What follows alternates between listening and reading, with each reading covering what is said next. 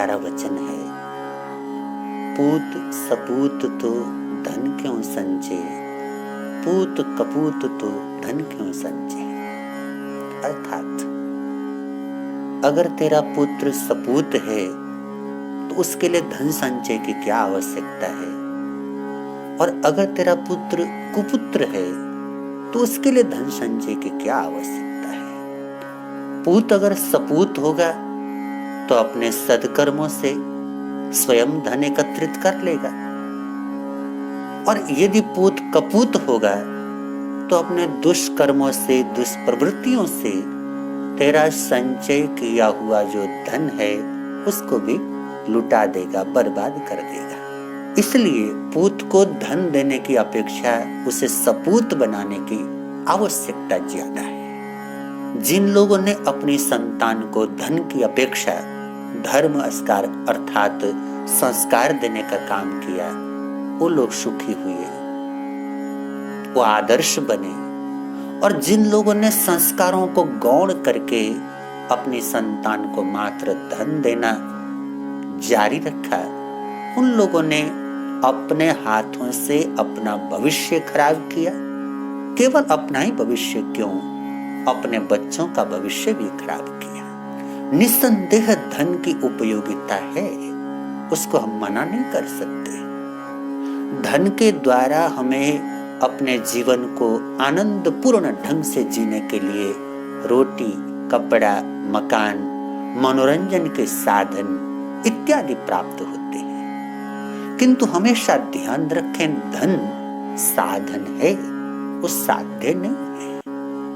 वहीं पर धर्म वो साधन नहीं है, साध्य है। धर्म लक्ष्य है। जीवन में धर्म होगा तो धन को सही ढंग से उपयोग करने की दृष्टि प्राप्त होगी। यदि धर्म नहीं होगा तो मिला हुआ धन भी बर्बाद हो जाएगा, मैं उसका उपयोग नहीं कर सकूंगा। इसलिए संस्कारों की अधिक आवश्यकता है।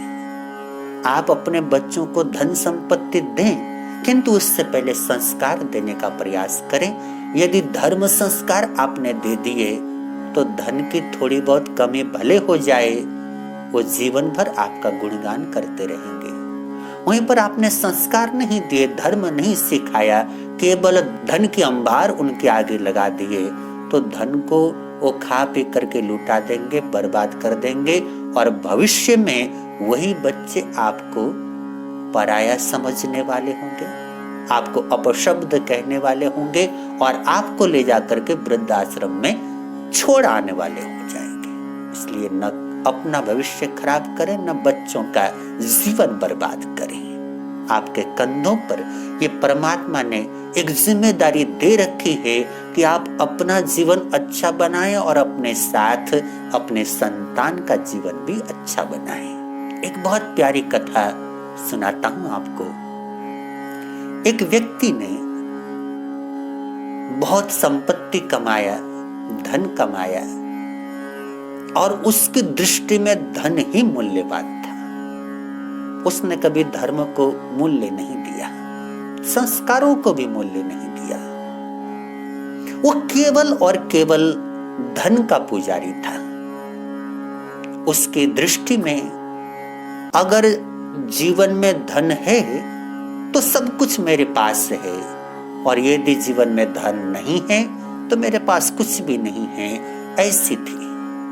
और ऐसे दृष्टि के कारण उसने कभी परमात्मा का नाम नहीं जपा, कभी प्रभु की भक्ति नहीं किया, कभी दान पुण्य व्रत उपवास इत्यादि कुछ नहीं किया। जब स्वयं नहीं किया तो अपने संतान को क्या सिखाता? अपनी संतान को भी केवल धन संचय, धन संचय, धन संचय करना सिखाया।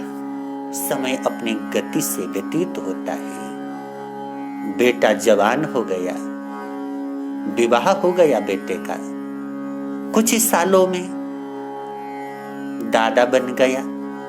धीरे धीरे वृद्ध अवस्था ने उसके शरीर को कमजोर करना शुरू कर दिया। अब पहले की तरह उत्साह से धन कमाना मुश्किल हो गया। कारोबार आदि बेटा संभालने लगा और ये व्यक्ति कारोबार इत्यादि से धीरे धीरे निवृत्त होने लगा। होने क्या लगा, उसके शरीर ने साथ देना बंद कर दिया, निवृत्त होना पड़ा। और ऐसी स्थिति में हमेशा उसका साथ देने वाली उसकी पत्नी अर्धांगिनी, उसका भी स्वर्गवास हो गया, अकेला रह गया।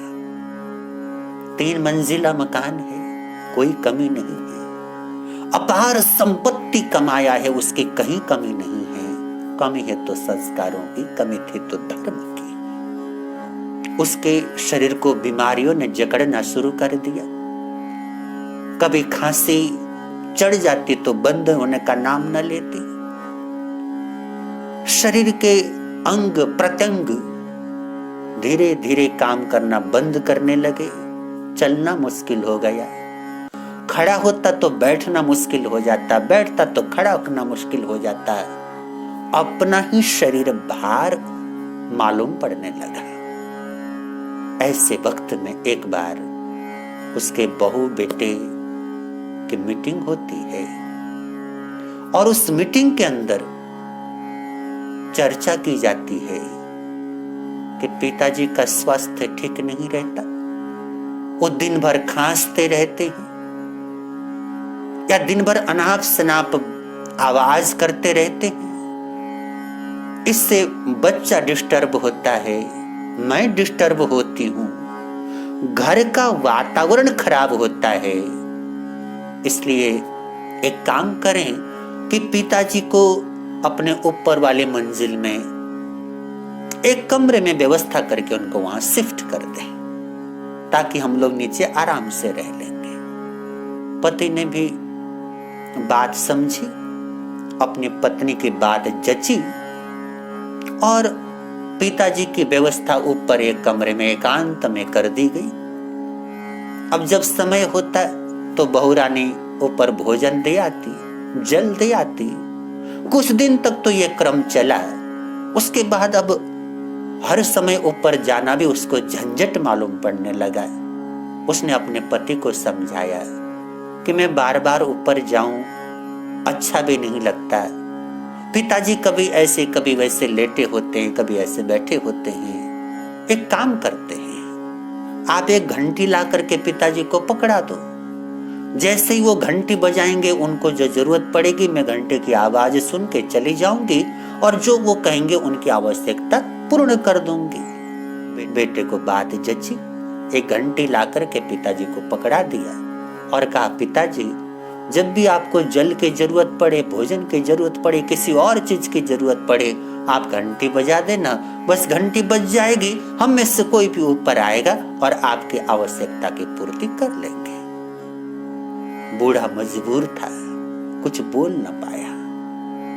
मन महसूस करके घंटी को अपने बगल में ले करके रख लिया। घंटी बजाता, बहू बेटा कोई भी आते, जो कहता वो पूरा करते चले जाते।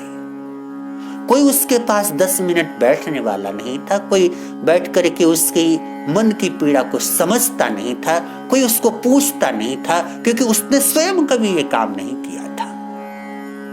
आज उसको अपना अतीत याद आ रहा है। जैसा मैंने अतीत में किया वैसा ही मेरे साथ हो रहा है, ऐसा उसको समझ में आता है। किंतु आज भी उसकी बुद्धि इतना काम नहीं करती कि मैं धर्म की आराधना करूं, कि परमात्मा का नाम रटूं। आज भी अपने बहू बेटे को कोसता है कि मैंने इतनी संपत्ति दी और मेरी कदर नहीं करते। खाली संपत्ति देने से कोई कदर नहीं करता। अगर आप संस्कार दें, धर्म दें, तो हर व्यक्ति आपकी कदर करेगा। हम लोग भगवान की इतनी कदर क्यों करते हैं? उन्होंने संपत्ति कहां दी हमारे को?